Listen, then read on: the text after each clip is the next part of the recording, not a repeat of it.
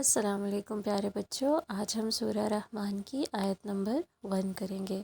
اللہ تعالیٰ فرماتے ہیں، اعوذ باللہ من الشیطان الرجیم، بسم اللہ الرحمن الرحیم۔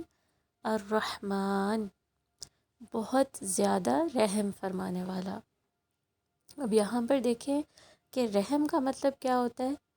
بہت زیادہ شفقت سے پیش آنے والا، بہت زیادہ لطف و کرم کرنے والا، یعنی کہ کوئی آپ کے ساتھ بہت نرمی سے پیش آئے، آپ کا بہت خیال رکھے اور آپ کی ساری ضروریات کو پوری کرے، اور وہ بھی اس طرح سے نہیں کہ چند دن کے لیے، کچھ لمحوں کے لیے، یا پھر بس تھوڑی سی نرمی ہو، تھوڑی سی محبت ہو، نہیں، بہت زیادہ نرمی، بہت زیادہ محبت، اور ہمیشہ کے لیے۔ یعنی کہ آپ دیکھتے ہو کہ صرف اور صرف مسلمانوں کو نہیں، اللہ تعالیٰ تو ان کو بھی دیتا ہے، ان کو بھی نعمتیں دیتا ہے جو کہ اللہ پہ ایمان ہی نہیں لاتے۔ یعنی کہ جتنے بھی لوگ ہیں جو کافر ہیں یا جو دوسرے دین میں ہوتے ہیں، لیکن اللہ تعالیٰ ان پہ بھی بہت مہربان ہے۔ تو رحمان میں، اس لفظ میں، اللہ سبحانہ تعالیٰ کے اس نام میں کیا مطلب آ جاتا ہے؟ یعنی بہت ساری وسعت آ جاتی ہے کہ تھوڑا بہت مہربان نہیں ہے، بہت زیادہ مہربان ہے۔ اور اس سے یہ بھی پتہ چلتا ہے کہ یہ والی جو اس کی صفت ہے اللہ تعالیٰ کی، یعنی یہ جو کوالٹی ہے وہ بہت اسٹرانگ بھی ہے اور ہمیشہ کے لیے ہے۔ اب دوسری بات یہ آ جاتی ہے کہ اللہ سبحانہ و تعالیٰ ایک جو ماں اپنے بچے سے پیار کرتی ہے نا، یا جو ماں باپ اپنے بچوں سے پیار کرتے ہیں، ان کا خیال رکھتے ہیں، ان سے بھی زیادہ انسانوں سے محبت کرتے ہیں۔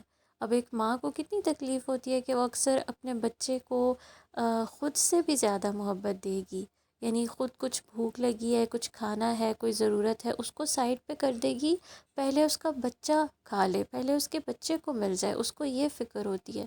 تو اب آپ سوچ سکتے ہو کہ اللہ سبحانہ و تعالیٰ کتنا پیار کرتا ہے اپنے بندوں سے، کہ اس کو آپ کی تکلیف اس سے نہیں دیکھی جاتی، یا وہ آپ کو تکلیف میں کبھی بھی نہیں ڈالنا چاہتا، وہ آپ سے بہت پیار کرتا ہے۔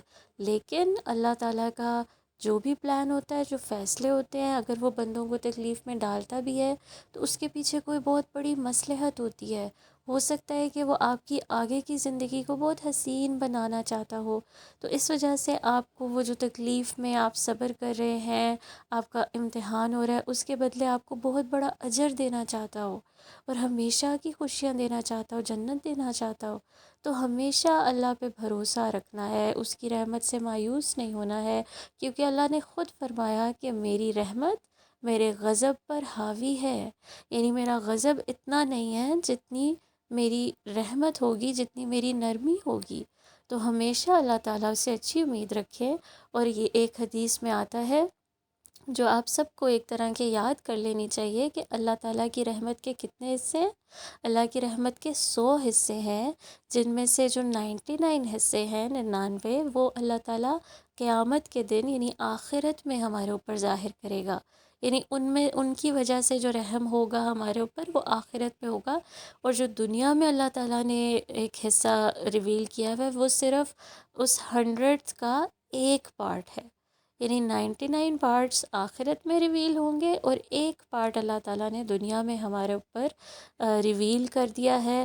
اور اس کی وجہ سے انسان، جانور آپس میں جو بھی نرمی سے یا ایک دوسرے سے شفقت سے پیش آتے ہیں، وہ اس کی وجہ سے آتے ہیں۔ اور اللہ تعالیٰ نے کہا ہے کہ میری رحمت نے ہر چیز کو ڈھانپا ہوا ہے، ٹھیک ہے؟ تو اس وجہ سے ہم نے کیا کرنا ہے؟ اللہ تعالیٰ کی رحمت پہ بہت زیادہ بھروسہ رکھیں، ہر وقت محسوس کریں کہ آپ سے کوئی بہت پیار کرتا ہے، اور وہ کون ہے؟ وہ آپ کا خالق ہے، وہ آپ کا رب ہے، جس نے آپ کو ساری نعمتیں دی ہیں، ٹھیک ہے؟ تو اللہ سبحانہ و تعالیٰ کی اسی وجہ سے حمد و ثنا بھی کرنی ہے اور عبادت بھی کرنی ہے۔ جزاکم اللہ خیرا کثیرا۔